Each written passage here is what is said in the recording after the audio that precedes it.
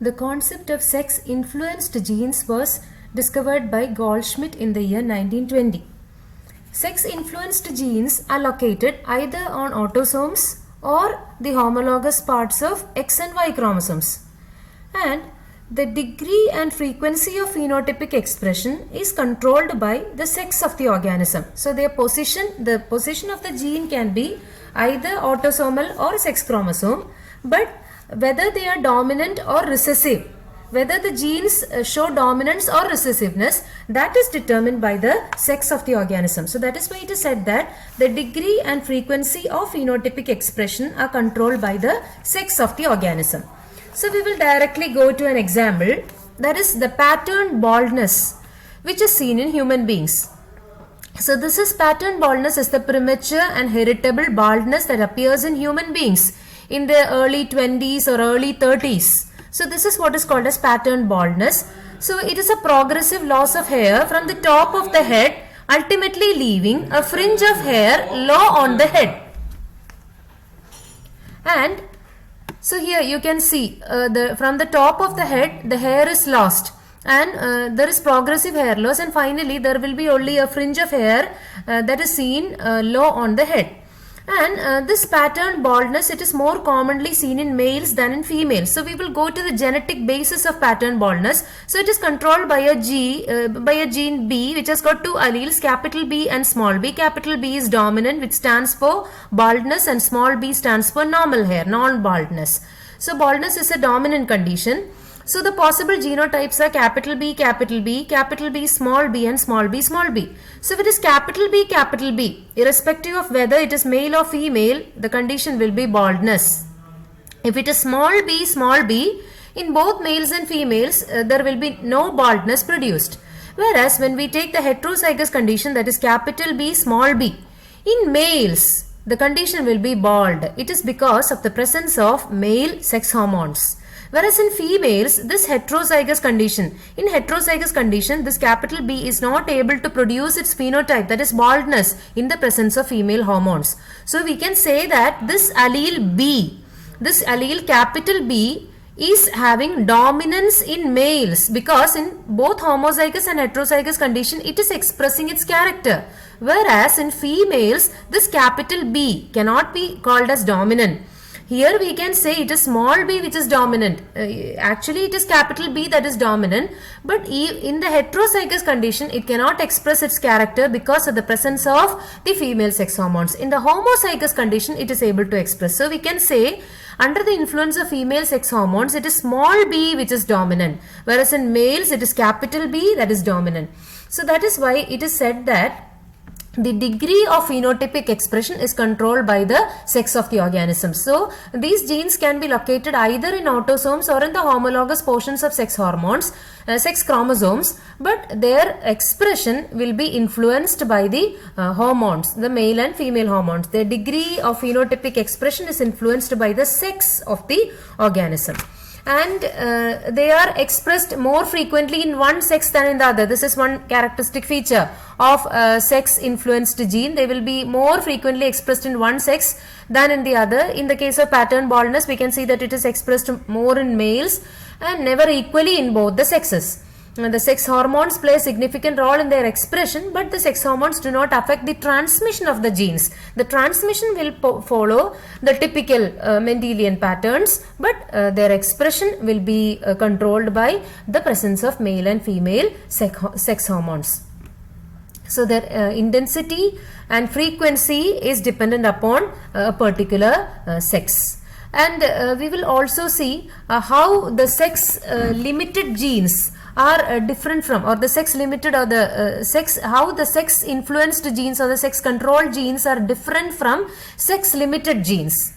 We already had a discussion on sex limited genes.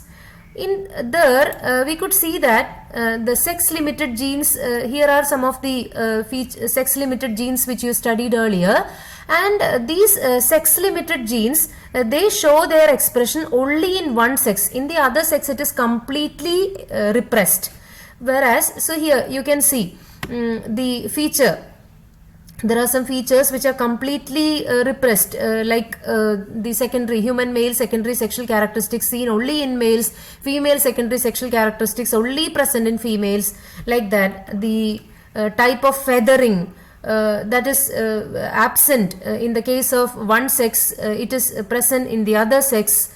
So certain features we discussed, that is the small h, it actually stands for cock feathering. But even if the genotype is small h, it can show cock feathering only in male, but it cannot show its feature in the female. So here the expression of sex limited gene is limited only to one sex, but it is completely repressed in the other. Whereas in the case of sex influenced or the sex control genes, there will be difference in their expression. It is found in both sexes, but in more frequency it will be expressed in one sex. So that is the difference between sex influenced and sex limited. Sex influenced shows differential degree of expression in different sexes, whereas sex limited shows its expression only in one sex. There are other examples for this sex influenced genes in humans. They are the apart from pattern baldness, the hair lip condition. Hair lip means incomplete fusion of the upper lip. Then a gout, which is the accumulation of uric acid in the joints, other tissues, etc. So these are some conditions in which the traits are expressed more frequently among males than among females. Similarly, there are some conditions which are more expressed in females, that is a condition called as spina bifida. Spina bifida means the vertebral column remains forked with exposed spinal cord, a fork-like appearance of the vertebral column with spinal cord exposed. That condition is called spina bifida. It is more commonly seen in females than in males.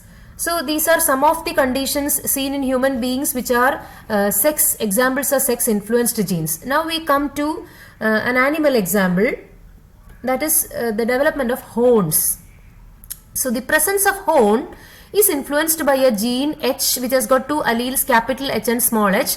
Capital H stands for horn, the production of horns, whereas small h stands for hornless condition. So if it is capital H, there will be production of horn. If it is small h, there will be a hornless condition. So there are two breeds of sheep, which are the Dorset and the Suffolk. In Dorset, all the Dorset sheep, either male or female, all the Dorset sheep are having horns. Even if it is male or female, all Dorset sheep will be having horns. Whereas taking the case of Suffolk sheep, neither male nor female is horned. All of them are hornless. So here all are horned, whether male or female, they are all horned, whereas here all are hornless. Now they were crossed. When they were crossed, it will produce both sexes, that is male as well as female. Both will have the genotype capital H, small h, because these can be considered to be homozygous. That is the male Dorset, the Dorset is always horned, so it is capital H, and the Suffolk is hornless, so it is small h. So when they are crossed, the offspring will be capital H, small h.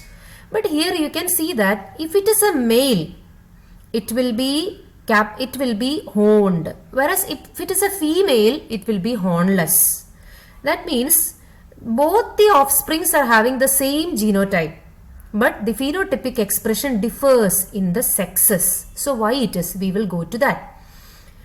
Here capital H stands for horned condition. In both male and female, it is horned. Small h stands for hornless condition. In both male and female, it is hornless.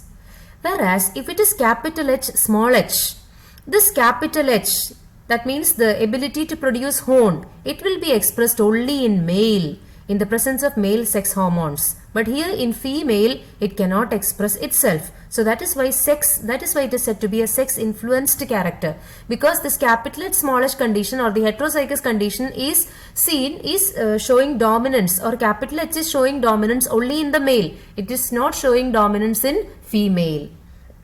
Okay, so that is why we got such a result, that is the crossing of Dorset male, which is capital H, when it is crossed with a Suffolk female, which is small h, the individuals obtained are all capital H, small h, but if it is a female, it will be hornless. but if it is a male, it will be horned. So that is what we can see. Now suppose they are subjected to crossing. When this horned male and the hornless female, that is heterozygous individuals, are subjected to crossing, what will be the result? We will see. So the four possible offsprings are capital H, then capital H, and small h, and there will be males and females. So we will go to what will be the conditions. So if it is male, both capital H and capital H conditions produce horn. If it is in male, both these conditions produce horns. Whereas in females, we can see that only this condition produces horns, whereas the heterozygous condition produces hornless individuals. Okay, so there are three possible genotypes obtained in the offsprings. They are capital H, and small h, in males as well as females. In males, small h produces hornless condition. Capital H, and capital H produces horned condition, whereas you come to the female. In female, this capital H produces horned condition. Small h produces hornless condition, whereas capital H produces hornless condition. But here capital H is showing horned condition. So even if in both male and female the genotypes are the same, the expression is different. This capital H can express only in male, but it cannot express in female. That is why it is hornless. So these are examples of sex influenced genes.